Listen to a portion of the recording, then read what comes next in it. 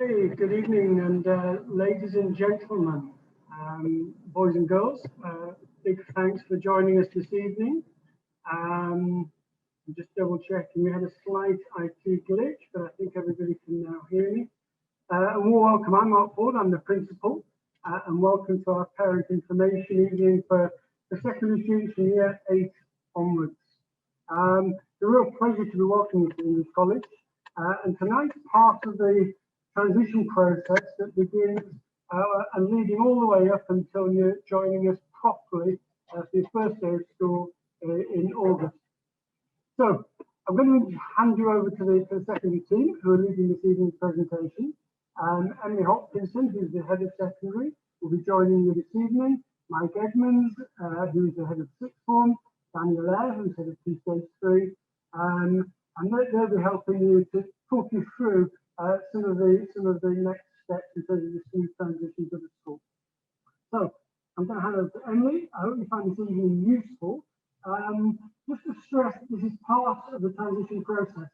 So although we're meeting this evening formally, and we'll be meeting again just before school starts, obviously our doors are always open, and if at any stage you have any questions or concerns over the coming weeks, and that's a message to parents and students, if you have any questions, concerns or anxieties, please don't hesitate to get in touch with any of the team, because obviously we're here to make sure that you hit the ground running smoothly in September, and you have a really seamless transition to joining the English College family. So welcome, and we hope you enjoy the evening. Emily. Thank you, Mr. Ford. Hopefully everyone can hear me. Can I please have a comment in the chat if my sound's okay? Wonderful. Okay. So I'm Emily Hopkinson, and I'm the head of the secondary school. So we are thrilled that you've chosen our school for your sons and daughters for August. And tonight, as Mr. Ford says, is about you understanding who we are as a school, what we're about, and you're going to meet some key people who can help you with the transition. So this is about the transition for you as parents and the transition for your sons and daughters, because they are both as important as each other. Now, if at the end of this session you still have questions that we've not answered, please do get in touch and give us that feedback, because we want to make sure that you and your sons and daughters feel comfortable and confident with exactly what will happen. We would love this to have been face-to-face in person, but hopefully this is the next best thing. So at EC, we have 5 values that we pin everything to. They absolutely underpin everything that we do. And as you can see, these are respect, aspiration, collaboration, excellence, and responsibility. We want our young people to aspire to great things, whatever they are. We want them to respect themselves, their community, their friends, their equipment, the staff. We want them to collaborate. We want them to join together with other students to work to problem solve. We want them to be excellent, and we want them to have responsibility for who they are and for what they do. Now, Mr. Edmonds? Awesome. So we have some wonderful facilities that we are incredibly proud of, and hopefully you've been to have a look around our facilities, and you will certainly get the opportunity to do so in August before the rest of the students come back. We've got a wonderful library that you can see there with the carpet, the green picture at the top left. We've got our own sports hall. We've got our own gym that's fully equipped. It's a bit like a CrossFit studio. We have a real grass pitch. We are incredibly lucky with the facilities that we have, and we're even more lucky that as of next year, hopefully all of our students can start to enjoy them a little bit more than they have this year with the COVID restrictions in place. Now, as Mr. Ford said, there are some key people here this evening, and I'm just going to ask them all to turn their cameras on and give us a wave as I read out their names. So I'm Emily Hopkinson, I'm the head of secondary. So while Mr. Ford is a principal that oversees the running of both the primary and the secondary schools, the day-to-day running of the secondary school is ultimately my responsibility. And I share that with 4 very important people. So I've got Miss Hamer here with me, who's the deputy head teacher in secondary, and she helps me to make key decisions about the students in terms of what's in their best interests, how we will report their data, etc. I've got Mr. Edmonds with me, who's the head of sixth form. So if your son or daughter is joining Key Stage 5, so year 12, he will be a key contact for you. I've got Miss Eyre. Miss Eyre is the head of Key Stage 4. So if your son or daughter is joining year 10 or year 11, she's the person that's in charge of those years. And I've got Mr. Chaters with me. So if your son or daughter is joining year 8 or year 9, he will be the key figure that you will get to know very, very well. Now, I'd just like to take this opportunity to celebrate some of our successes. Now, this is not what this evening's about, but I want to reassure you that your children are in good hands. We are a non-selective school, and I'll come back to that shortly. But our GCSE results and our A-level results are incredibly competitive with the best schools across the world. And we're so proud of the achievements that our students make. We have really high raw attainment figures, as you can see from those grades. Now, A-levels, there's a massive jump between GCSEs and A-levels, and the fact that we maintain such high attainment to A-level is really down to the success of our students, supported by their parents and our excellent teaching staff as well. Now, I did say that I would come back to the fact that we are a non-selective school, and I'd just like to explain that a little bit more. Now, your sons and daughters take a CAT 4 assessment before they join us, and they all will have, and that gives us some indication about how they learn best. I've sat that assessment myself, and I know it's difficult, but it explains to us whether they learn best through words or learn best through numbers, and that helps us to meet their needs in the classroom. In addition, it gives us a target grade that they're supposed to achieve at the end of the course. If they achieve that target grade, then they've done well. If they achieve the aspirational target grade, they've done really well. And if they exceed that aspirational target grade, they've done incredibly well. And they've done what we call add value. Now, value added means that some factor has contributed to their attainment, something above and beyond their natural aptitude. That might be incredibly hard work. It might be parent support. But a key factor is teaching and learning within the classroom. So the resources that we use, the activities that we choose, the challenge that they get day in, day out. And we are incredibly proud that the vast majority of our students surpass their aspirational target grades. And that means that students that join us with more modest attainment end up far exceeding their potential. And this is just as important to me as those top grades. So students achieving A stars, that is wonderful. But for some students, a C is a massive achievement, and we celebrate each and every achievement that our students have.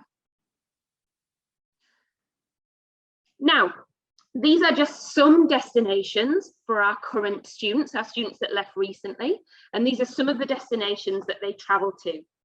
As you can see, our students scatter across the world, and some destinations are becoming more and more popular every year.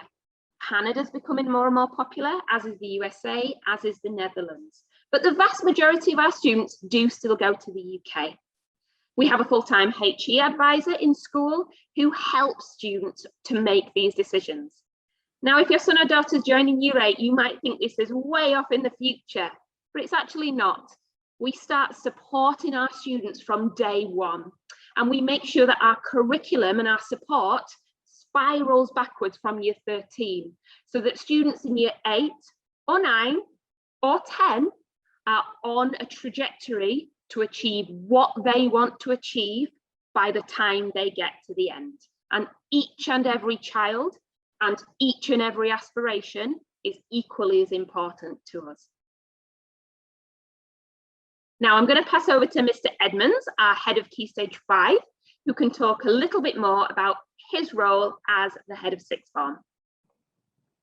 Thank you, Mrs. Hopkinson. Good evening, everyone. A special good evening to all of those students I will be seeing in year 12. I know that I've had the opportunity to interview each and every one of you, and a number of the things I will be saying now I've already said to you, but I just wanted to re-emphasize some of the key points about my role and about sixth form life at the English College. So part of my role, the first and foremost part for the new students, is to ensure that smooth transition from Key Stage 4 to Key Stage 5. We're constantly talking about the jump between GCSEs and A-levels. And so as part of my role, I'm going to ensure that there's that smooth transition between the two. With that, we also have our outstanding pastoral care for students. So every student will have their form tutor. And our main aim with everyone is that we want every student to be happy. And so well-being will be at the center of everything that we do. And obviously we want to create young adults who are equipped to manage their own well-being in the future. So that's a big key aim of what we're doing here at the English College. Of course, as Ms. Hopkinson's already alluded to, we've got to get ready for the future. So not only will we equip you with those life skills that you may need, we'll also be looking at how we can get you future-proof for skills or jobs that haven't even been invented yet. So the ideas of critical thinking, of cognitive resilience, how well you can adapt to different changes in life, all of those kinds of skills are things that we're going to be working on with your son or daughter when they're here at the English College. Also, as part of the curriculum, there is an element of study time in the week. So I need to help foster those independent learning skills as well in order for your son or daughter to achieve their absolute maximum in their courses. And then obviously, with me being in charge of Key Stage 5, I'm obviously responsible for the curriculum design of Key Stage 5. Now, a little bit about the actual sixth form life itself. So every student does at least the equivalent of 3 A-levels, whether that be BTEC courses or A-level courses. And in each subject, they'll have 5 hours of that lesson a week. As you saw on some of the slides earlier on, we have our lovely sixth form floor and sixth form area, which has a number of high-class facilities for the students, so that when they are also not in lessons, they have areas to go and study in, and also have a little bit of relaxing time as well. We have a very much a bespoke program for higher education. So we know that each student is going to want to go to different places to do different courses. And that little infographic on the right-hand side of the screen gives you an idea of some of the things we do to ensure that the students pick the correct pathway to go to university, whether that be a higher education conference, university fairs, one-to-one meetings. We try our best to equip every student with the ability to make that choice for university. And we have a very good program called UniFrog, which also gives lots and lots of information to the students. On top of that, we have a large extra set of provisions for each student. And so we have qualifications such as the Duke of Edinburgh Award. That's not just specific to sixth form, that does go throughout the school. We do have the extended project qualification, as well as providing a number of student leadership opportunities. One area that I'm very excited to be spearheading for next year is the introduction of our EC Diploma. So our EC Diploma is a multi-level award that we have made for the English College. And it's to supplement and widen the curriculum for each and every student. So we want to highlight not only to the students, but also to their future universities, all of the things that they do outside of lessons. And then we want to also provide those opportunities that aren't just within the classroom, but give them the chance to grow and maybe get out of their comfort zone and prepare them a little bit more for the outside world. Of course, it's going to strengthen that university application and give them the spike or the X factor over other students so that when your son or daughter is maybe competing for a university place, the EC Diploma will have provided a number of things that they can talk about on their personal statements that will make them a more rounded student. Part of that provision, some of the highlights are we want to have every single student leaving EC first aid trained. We've got a huge wellbeing focus in there, and we're also really getting the students to have this to develop this to be more inquisitive with learning. And just showing this page here, and you're going to see lots of it over your time in the sixth form. These are all the different areas that we look at in the EC Diploma, so that it really gives you an idea of all the different things that we're looking at for our students to do on top of their curriculum provision. So that's given you a very small snapshot of sixth form life. I'm very, very much looking forward to seeing a number of our year 12s and all of you in September. I'm now going to pass over to Miss Eyre, our Assistant Head of Secondary, who's responsible for Key Stage 4. Miss Eyre, over to you. Thanks very much, Mr. Edmonds. So as Mr. Edmonds said, I'm Danielle and I'm in charge of Year 10 and Year 11 students. I just wanted to talk to you a little bit about focus on my role, which really is about collaboration. So myself and a group of 10 tutors give excellent attainment or secure excellent attainment, and our focus is about superb pastoral care. GCSEs are a really exciting time for Year 10 students. It's the first opportunity they've had to perhaps have some control over what they're studying and the selection of their curriculum, so they can pursue their passions. But also we understand it can be quite stressful for students, and so what we try to do is support them through us at school, you at home, and of course them as a student. Remember, of course, that the tutor is your first point of contact. They see your child every single day, and they look after their well-being, and they also offer a service as like an academic mentor or coach. There are unique challenges to Key Stage 4. It is the first time that students are formally assessed at the end of a course. So if your child is starting Year 10 with us, then they will sit formal examinations in 2023. And so our job and our aim is to equip your child with the skills to obviously be successful in these exams, but also happy in the process. We try to guide them in competencies such as organisation, the balancing of time between study and of course their well-being, thinking about revision skills, managing stress, building resilience. And our overall aim is that they leave us in Key Stage 4 as responsible and resourceful young adults and a much more independent learner than perhaps they were at Key Stage 3. So some kind of unique aspects to do with the Key Stage 4 journey of their education is that our big focus initially in Year 10 is to ensure a smooth transition into Key Stage 4. And of course, for those few students that are joining us in Year 11, to ensure that they transition successfully from their previous school. We're really keen on making sure students are on the right courses, and obviously you would have read through the options booklet, and for those students that are less certain, I've already met with you and we've had a discussion about the right courses.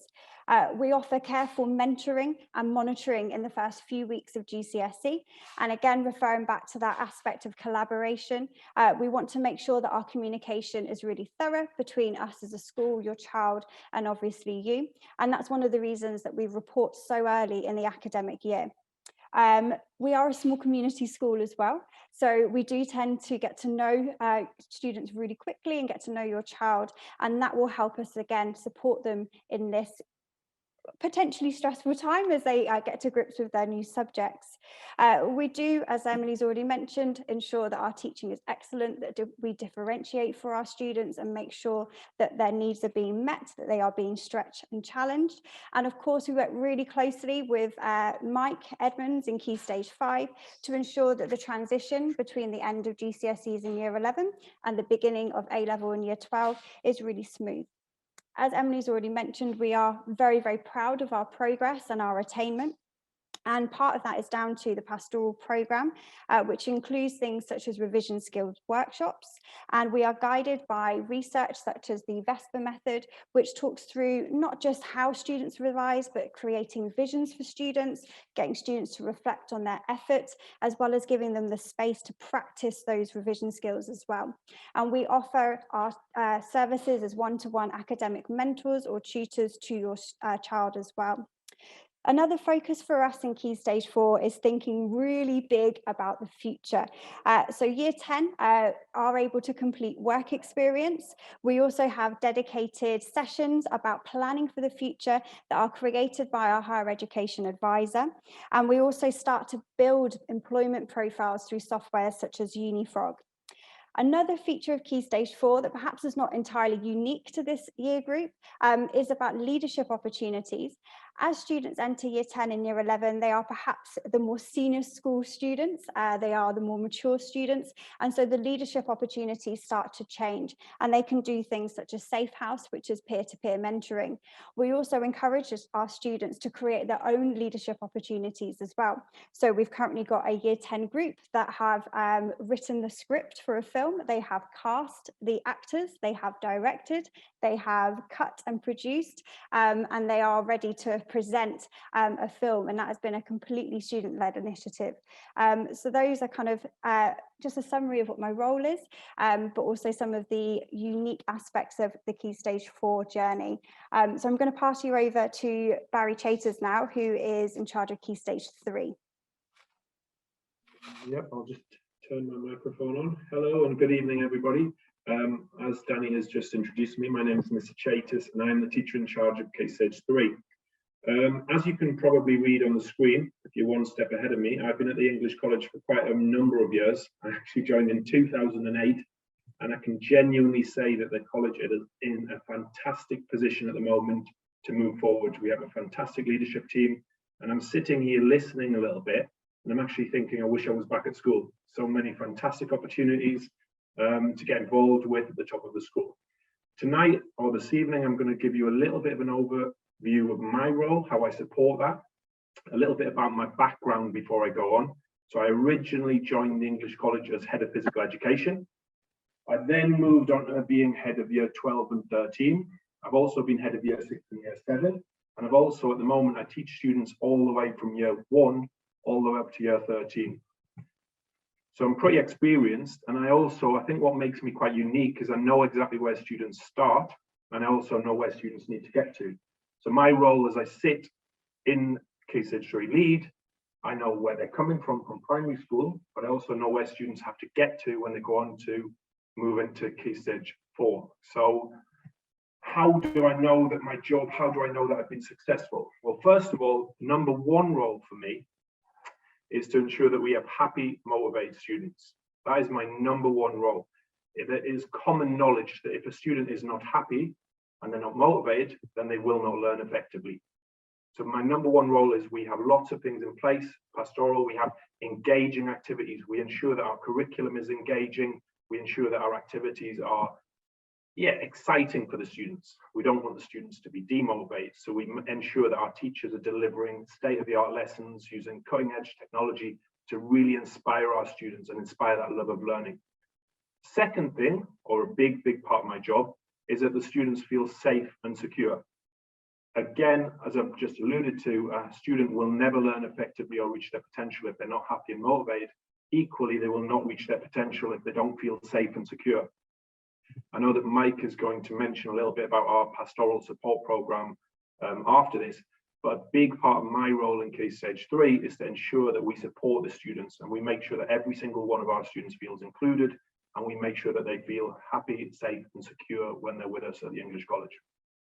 A big part of that, so once we get the first two things in line, also we ensure that our students are making great progress. We have an excellent reputation for our use of data at the English College, and we regularly will be reviewing that data, checking in terms of are our students achieving the levels that they should be achieving, how are they comparing to their CAT grades, are they reaching their potential?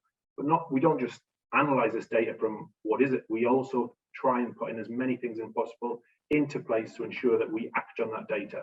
So if any student is underachieving, we analyze the data, we look at why, what is happening, how do we support that, and how do we intervene effectively.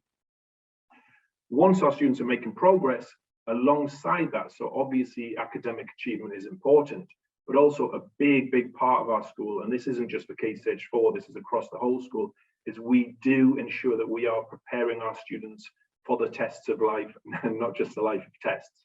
I did read that in a book, so I can't take credit for that, but it really does encompass what we do. We ensure that we are developing an element of resilience in our students. We want our students to be problem solvers. We want our students to be blazing their own trail in the future, not just following the paths of others. So we ensure that our curriculum is designed to not just teach them how to remember information, but also teach them how to make a difference and how to have life and learning skills that will stand them in good stead as they leave Key Stage 3 to into Key Stage 4, into Key Stage 5, and then into the big steps of life and beyond. So yeah, really, just to summarize, my role is to build on the foundations, to make sure that our students are in the best possible position. They have the best possible skill set, personal skill set and academic skill set, in order to leave Key Stage 3, to move on to Key Stage 4 in the best possible position that they possibly can. Okay, I'm going to pass back over to Mike now, who's going to talk you through the support available at the English College. Thanks, Barry. So we've already talked about it in each one of our key stages, but I just want to stress the importance of that form tutor to you as parents and the students who are there, who are here this evening. The form tutor is that first point of contact for you as parents for anything that you need within the school. So you will, the student will be put into a form group, which will have a letter, but obviously that will have a main teacher who goes with them. So from day one, make sure you get the name of that teacher. The email addresses will be sent out for those teachers as well, that you've got that person as a first point of contact. Now, they are going to be so important because they will see your child each and every morning. They'll see them the moment they come into school. They'll have a number of different sessions that they will run through with the students, whether that be information giving, or whether that be looking at life skills, looking at our moral education program. So that tutor, I cannot stress enough how important they are. And with that, each day, that 30-minute session is going to be really setting the tone for the students for the rest of the day. Within that role, they know that the support that they need to provide to each student, and that each of them are trained with each level that they have as a year group. And then they'll also look at any intervention and also mentor your son or daughter through their time at the English College. Additionally to the role of the form tutor and the tutor that you have, we also have a number of key people who are involved in the support of your child. So we have our inclusion team with Miss Rabia and Miss Christiana. They are both going to be working through any inclusion needs that your son or daughter may need. We have Miss Murphy, who is our careers and higher education advisor.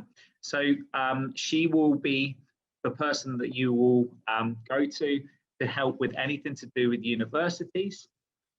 Then we have our designated safeguarding team within the school. Miss Hopkinson, Mr. Sims, Miss Hamer, along with our school counsellor, who will ensure that we continue to have our safe and happy students within the school. And if you have any safeguarding concerns about anything to do with the school, then they would be the people to contact. A number of you will also be very aware of the two ladies at the bottom of the screen. We have Miss Cheryl and Miss Caroline, who are our admissions team, and they have been helping you through the admissions into the English College. So I'm now going to pass back to Mr. Chaters, who is going to explain what to expect on those first days in August. Thank you, Mike. Yeah, so obviously this evening we are giving you information. This is also being recorded. You should have received the parent information booklet as well, but obviously we want to keep that level of communication open. If there are any questions that come up, As Emily mentioned at the start, please do get in touch. We're here to help, we're here to support, and communication is key. Other than those lines of communication through email, the next time we officially will be meeting you and your sons and daughters will be our induction day on the 26th of August. Now, our induction day is designed for all new students to the college. So the aim of the day for you guys, you will get a chance to listen to our SLT, to present, to give you more information about the year ahead. It will also be an opportunity for you to get further information from some of our providers, such as we will have some of our information management system, we will have our Google suite available, we'll have Zax, we'll have our caterers. It will be an opportunity for, if you've got any specific requirements or specific questions, we hopefully will be able to offer it all in that one day, which will be an important day for you to get lots of information from us. Okay, and we will be available to answer any specific questions for our particular phases as well. In terms of your sons and daughters, they will also come on that day and they will spend just over 2 hours with us. And a big objective of the day will be about team building, about trying to get them introduced softly to the college. So they'll meet all the other new starters. They will orientate their way around the college. We'll also try and get them EC ready. So we will ensure that they have everything such as email addresses and little things that may be a worry to them we'll be able to address on that day. In addition to that day, so that is the Thursday the 26th, and we will be sharing specifics about that day in the coming weeks. We're just finalizing the date, so we will be sharing that with you in the coming week. In addition to that, we will also be hosting an online evening at the start of September. So possibly you have questions now, you will certainly have questions that may arise over the coming months, and we will be hosting another evening at the start of September. Again, we will share with you which maybe things will arise over the first few weeks that you need more information, and we will be hosting another online evening where you will be given the opportunity to ask us any questions. Communication is key. We endeavour to do all that we can to give you as much information as possible as a college, but please, communication is also a two-way thing. Please do ask.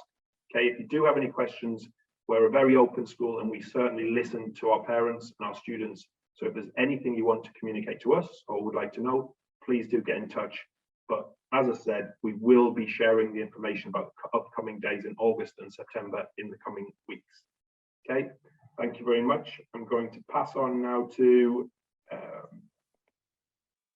Pass on to me. Okay, so I just wanted to take this opportunity to highlight a couple of points that are in obviously the parent handbook that will be sent to you. Uniform is available from Zax, and we expect students obviously to come in full school uniform and wear appropriate footwear, no trainers and jewellery. We do advise that students, as part of their equipment, and insist in fact that they bring their own device into school which can access Wi-Fi. I think we've all learned from the past year or so how important technology is to learning, and so in Key Stage 3 that device could be an iPad or a laptop. We do recommend that for year 10 upwards that perhaps a laptop is more appropriate than an iPad, just because of the volume of work and typing that we ask students to do. It can be a little bit difficult if you've just got a touchscreen. As Mr. Chaters has mentioned, we have a system called Class Charts, which helps us track and monitor behaviour of our students. We will give you logins for that as parents. It is live and updated, and it helps you understand what's going well in lessons. And it also is a way that we can notify you if we have any concerns. Please note that when it comes to attendance, that we ask you to contact an email address called absence@englishcollege.ac.ae prior to the student missing school or on the morning of, and that our school day starts at 7:40 a.m. in the morning, and then registrations at 7:45. A question that comes up quite a lot from parents is just regarding homework and how it operates in our school. We are a Google school, you could say, and we use Google Classroom very effectively. And this is where we will set students' homework, and this is where students will go to check what their homework is. Obviously, the aim of homework is not just to give people things to do for the sake of it. We really want to extend and enrich students' learning. In Key Stage 3, the way we set homework is a little bit more structured and supported. At Key Stage 4 and Key Stage 5, obviously the type of homework is much more tailored to particular student timetables. So there wouldn't be, for example, a set day where English sets homework in Key Stage 4 or 5, because every student's got their own unique bespoke timetable because they've chosen option subjects. And of course, a question that comes up from parents as well in regards to ECAs and leadership.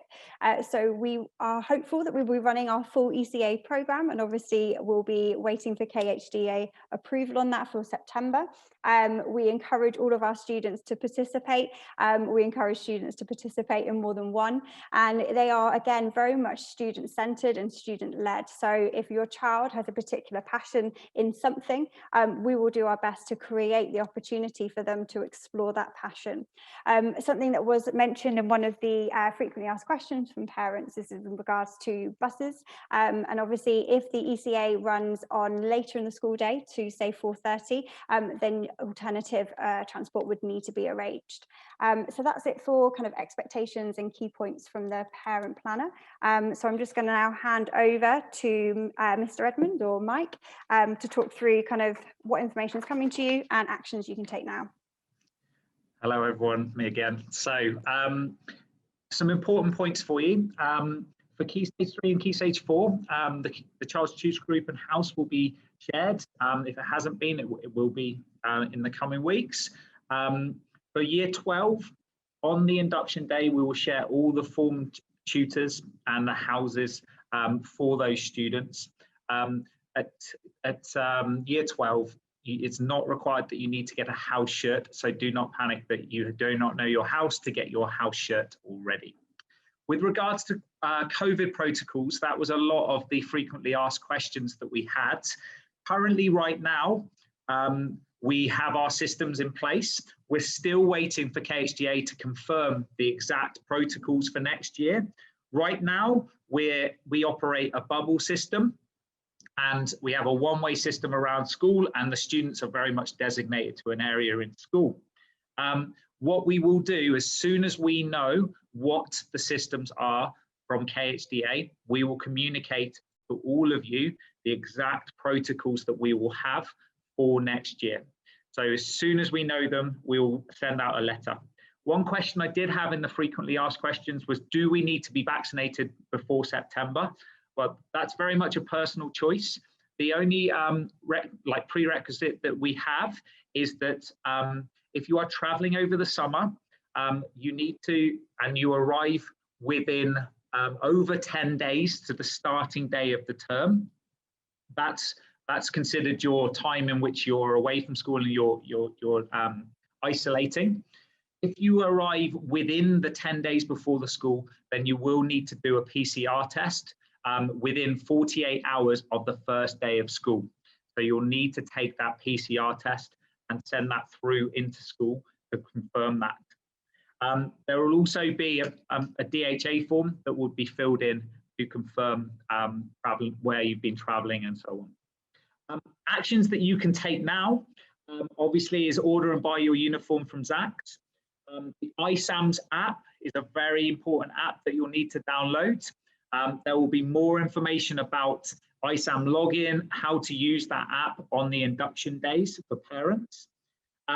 You'll also need to get your request your transfer certificate from your current school, and then you'll get sent a KHDA online contract that you'll need to sign.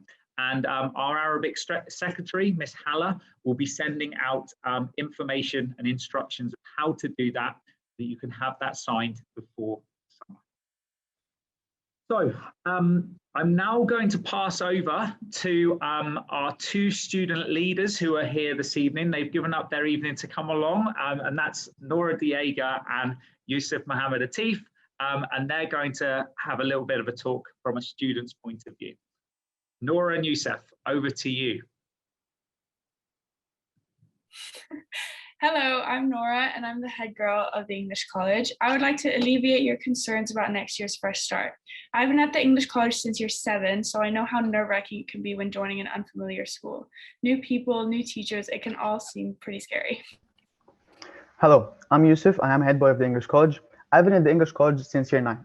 I feel like EC is like my second home. I learned many life lessons at the English College from meeting different people from different nationalities. This helped me grow my cultural awareness and apply it to other aspects of my life. The EC community is a caring, supportive, and friendly community, making it easy for new students to settle in. We believe that at the English College, it will be one of the easiest transitions the students will ever make. From firsthand experience, I know that the students will feel at home very quickly. The intimate class sizes allow them to get to know all of their peers, and I'm proud to say that the kindness of the students will mean they're never left feeling excluded. To help you understand how we strengthen this community feel with our students, I would like to highlight to you the help and support given to each student. In our roles, Noah and I lead a team of students called the Cabinet, where we generate ideas to improve key areas in the school. These areas are the Student Council, House and Sports, the Arts, Sustainability, Careers and Higher Education, Media and Communication, Charities, and Well-being. Each of these areas is key to building our community and ensuring that my fellow students and I leave the English College with the ability to make a difference in the world. We want students at EC to have the experience of health, happiness, and prosperity. We aim to encourage good mental health, high life satisfaction, and the ability to manage stress. We will also concentrate on making our students healthy and happy. We offer many different roles to help students get involved with life at EC. This ranges from being a student listener to a sustainability leader. These roles help students talk and make friendships with existing students while also gaining important skills and feeling as though they are making an impact being at EC. EC delivers the Duke of Edinburgh International Award. It is a world-leading achievement award to provide new challenges and skills to young people. The award is globally recognized by employers and universities as they understand the key skills gained upon the completion of the award. Having these opportunities gives them a chance to integrate themselves into our community, and we believe that there's something at this school for everyone.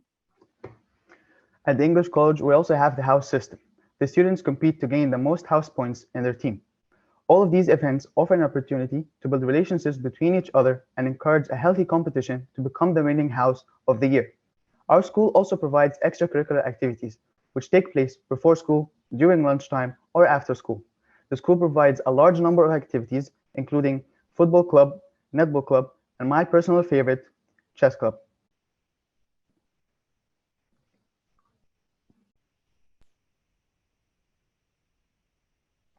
I'm sorry. We also provide leadership opportunities. A student in year 12 can also become a prefect, a member of the cabinet, head boy and head girl, deputy head boy, or deputy head girl. In any year group, a student can also become a house captain. We have an active student council with representatives from every form group. All students have the opportunity to apply to these positions and help make decisions to shape our school. Yusuf and I aim to be as approachable as possible to all of the students, and we will be a familiar face to your child from day one. We plan to run fun icebreaker sessions with our new students to help develop those bonds amongst their peers early into their time here at the English College. We also provide them with a program known as Safe House. Safe House is a club run by a group of students known as student listeners. These students have been trained by the school counselor to help people deal with stress, friendship problems, anxious thoughts, or major life changes and events. They also are available to answer any questions you may have about life at EC in general. We will make this program very visible to your child as soon as they begin, and we really can't wait to meet them all. Our mission is to encourage your child to work hard, dream big, and never give up. Thank you for your time, and we look forward to seeing you after summer. Thank you. Thanks ever so much, Nora and Yusuf. So we move on to the penultimate part of the evening before we say goodbye, which is questions and answers. So if you do have any questions, please can I ask you now to add them to the chat bar. I did have one frequently asked question that came through before this evening, and it was just asking about sets within school. So we do have sets for core subjects, particularly in Key Stage 4, so year 10 and year 11. And I was asked, like, how do we make decisions on setting? Obviously, for students that are already in the school, we've got lots and lots of knowledge and understanding about performance. But for your child, because they're new to the school, we will initially look at kind of their CAT scores, so their verbal and quantitative, as well as their end of year report, to initially put them in a set to start with. And then as we get more understanding and we get to know your child better, we will review that over the first few weeks.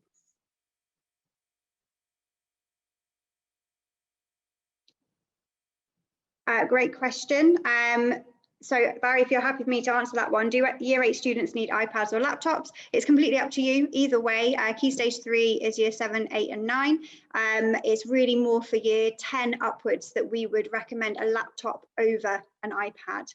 Is that fair to say, Mr. Chaters? Yeah, I'll just add to that.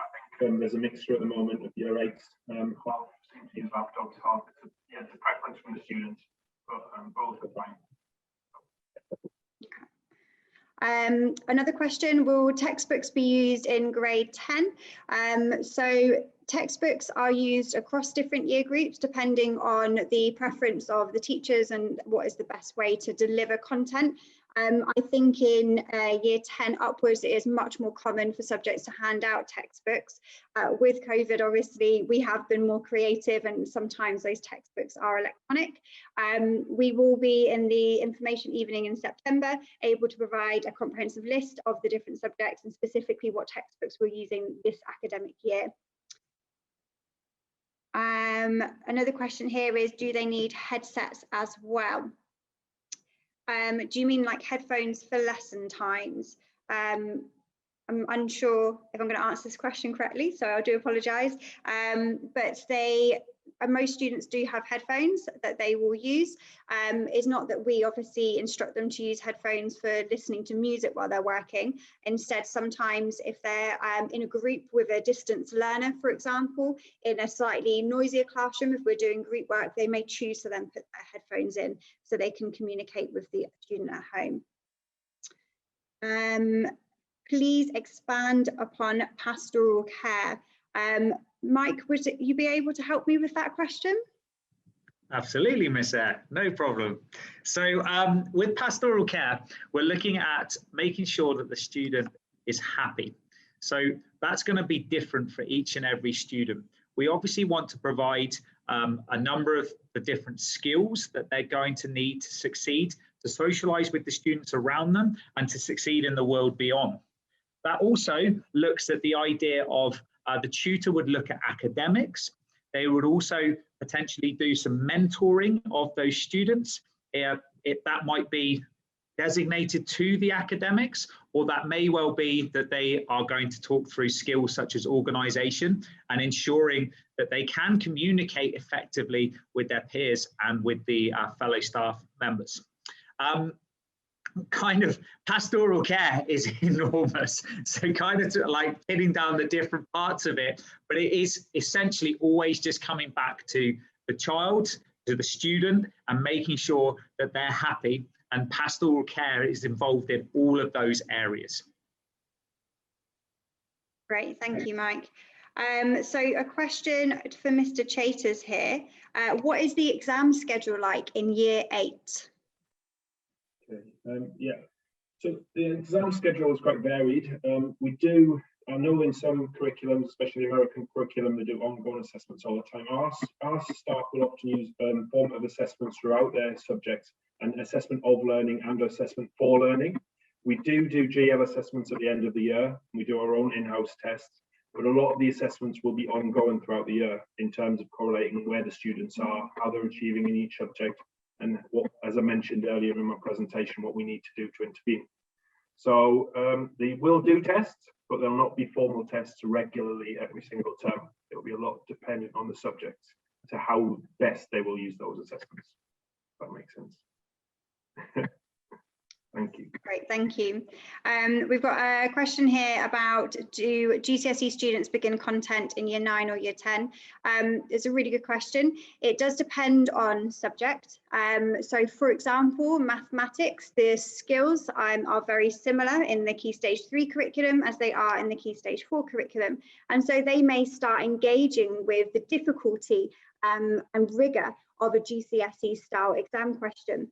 However, in those types of subjects that maybe start to engage with GCSE level questioning, we ensure that there is time spent reteaching and reviewing that knowledge. So if, for example, your child is in year 9 at the moment, they're in a school that has not engaged with GCSE content as of yet, they will not be disadvantaged by this because our teachers are aware that students transfer in, and so they will reteach any skills that are missing. Mike, a question for you regarding subject choices, A-levels, especially for Canadian university admissions. Yeah, sure. Rania, I think you put a question in the FAQs before the evening. Apologies. I did write a note for myself to make sure I mentioned it. So with regards to the different university systems, and I know you're talking about the Canadian system here, what we would do is we would set up time with Miss Murphy in order for you to go through any specifics for different countries. Of course, with Canadian universities, the majority of subjects that we offer are accepted by Canadian universities, and they are looking for 3 A-levels. But what we can do is you can, if you get hold of Cheryl after this evening and you would like to discuss that further, I'm more than happy to have a conversation with you over email or on the phone about the specifics of Canadian universities. Great, thank you. So there's a question about further mathematics and triple science. So I'm making the assumption this is linked to GCSE. So further mathematics and triple science are delivered through the core lessons of maths and science at GCSE. What will happen is that all students start the same pathway, and then during the academic year, the head of faculty will review progress and obviously engage with the parents, which is you guys, and the student to see whether further mathematics or triple science is something that you want to pursue. With them being advanced courses, we need to understand their progress and attainment across the academic year, and that decision making will tend to happen towards the end of year 10. So it is an additional GCSE qualification, but it is taught within the curriculum of core mathematics and core science. So a really good question here about additional support classes for students not performing well in a specific subject. I will start to kind of answer that question, and then I don't know whether maybe Michael Barry would want to jump in as well. So I think especially with the exam class subjects, there is a huge amount of pressure for students to revise and to achieve in their exams. And of course, we will engage with targeted intervention for students. But that intervention can often happen and is most beneficial within the lesson time itself. And we will case by case, along with the head of faculty and the classroom teacher, decide what is the best way to intervene with the student is maybe struggling and isn't quite reaching their potential in a particular subject. We're very conscious of the balance between getting good results, but also looking after well-being. And what we would never want is for a student to come to school with us and have a before school revision session, have 2 lessons, have a break time session, 2 more lessons, lunchtime session, 2 more lessons, after school session. And before we know it, they've been in school since 7 a.m. They've not left us until 4:30 p.m. and they haven't had a rest, they haven't had a break. We don't want students to burn out, and we want them to have the opportunity to socialise and look at the wider development of themselves, not just in regards to exams. So yes, we do intervene. Yes, it is targeted, but it's not just about putting someone in an extra hour of, say, English, for example. I don't know whether Mike and Barry, you feel like I've covered that or not. Yeah, I think you covered it very well. I'll just to reiterate, the first point of support comes in classroom with the teacher, ensuring that they're delivering the differentiated work and making sure that inclusion is at the forefront of what we do.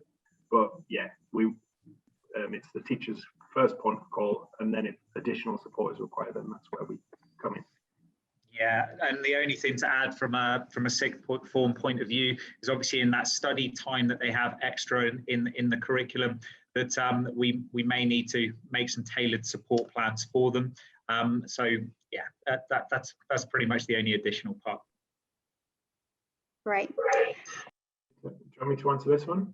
Yeah, if you could, that'd be great. Thank you. Yeah, currently we don't provide transport post ECA. We will always, for example, if it was an extracurricular club or a sporting one, we'd always provide transport to and from the venue back to college.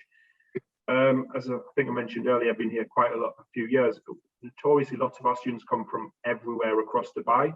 So logistically, there's not been the demand for a bus to a particular place. So the current buses that come to school will come from certain areas within Dubai, and all those students will come on the same bus. Whereas our extracurricular, they could come from Jebel Ali or Deira, and one bus taking them has never been a viable option. But obviously, we're quite reactive, and if there was a demand for that bus, then we'd certainly be able to look into it.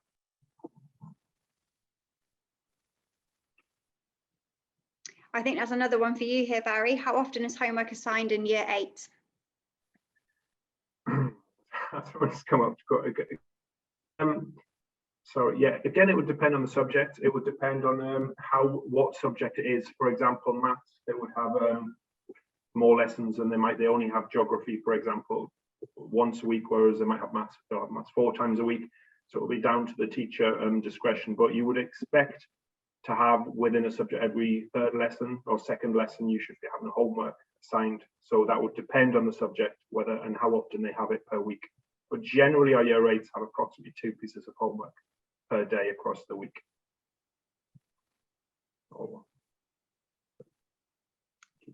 Okay, so we'll just wait another minute or so to see if there's any other questions.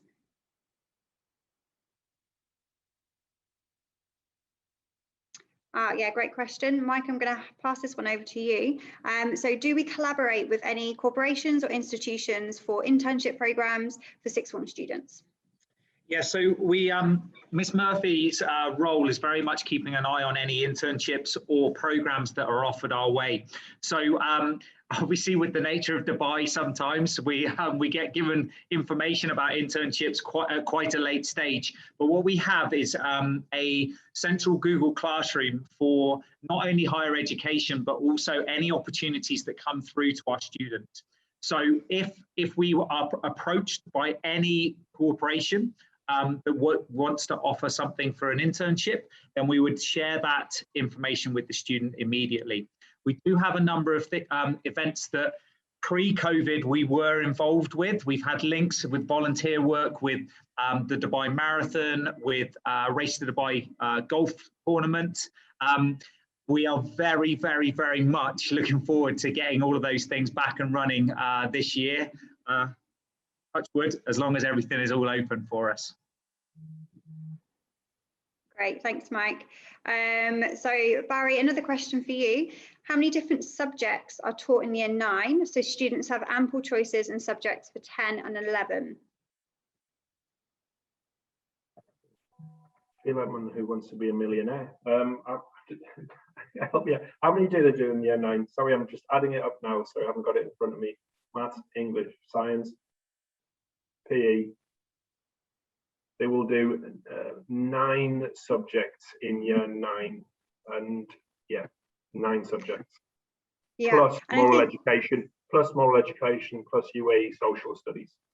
Yeah, and just sort of to chip in from a Key Stage 4 point of view, the curriculum that they're offered in year 9 is broad enough to allow them to gain those soft skills that will help them engage with subjects that aren't offered in year 9. So for example, we offer business and economics or sociology as a GCSE. Obviously, these aren't studied in year 9 because they are focusing on the more traditional subjects, such as maybe the humanities, so history, geography, modern foreign languages.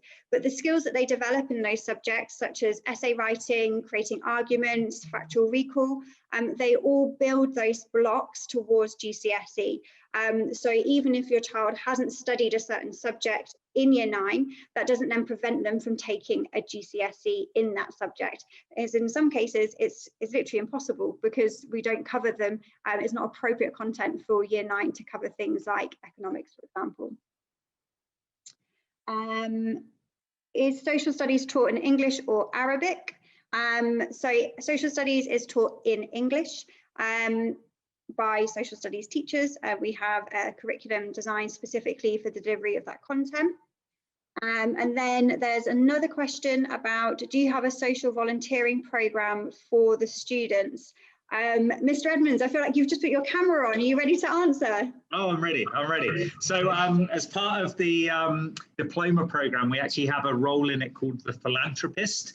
And so within that, we have a number of designated items that we get involved with volunteering. I mentioned 2 of the events earlier.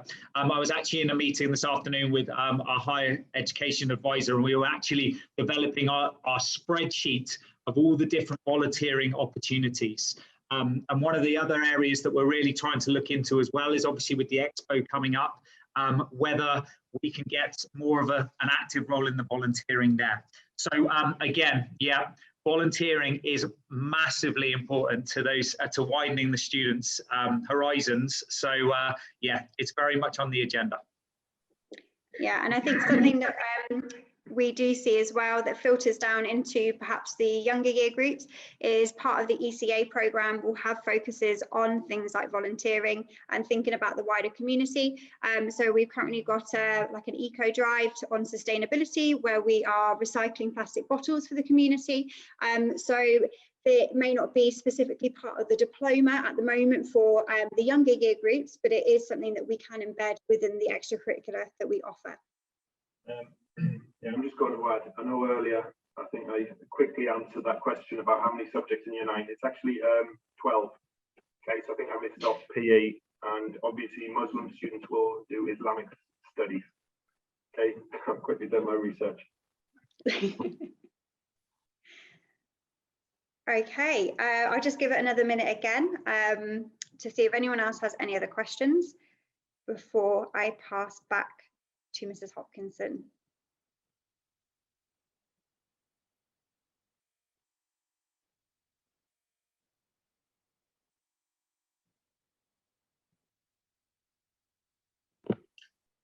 It looks like every question has been answered, which is wonderful.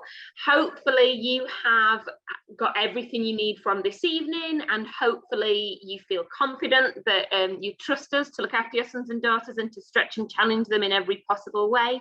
If anything does come up, please do send us an email. You can always work out our email addresses because it's our first letter followed by our surname at englishcollege.ac.ae. But failing that, if you email Caroline or Cheryl, they will be able to pass on your questions or concerns. So all that's left to say is we hope you have a relaxing and safe and happy, well-earned summer break. And we will see you on the other side in August. So thank you so much for attending. And we're really looking forward to seeing you and your sons and daughters in the new year. Thank you. Thank you. Thanks, everyone.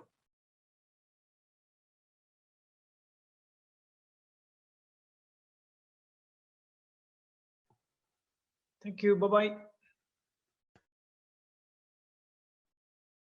Thank you.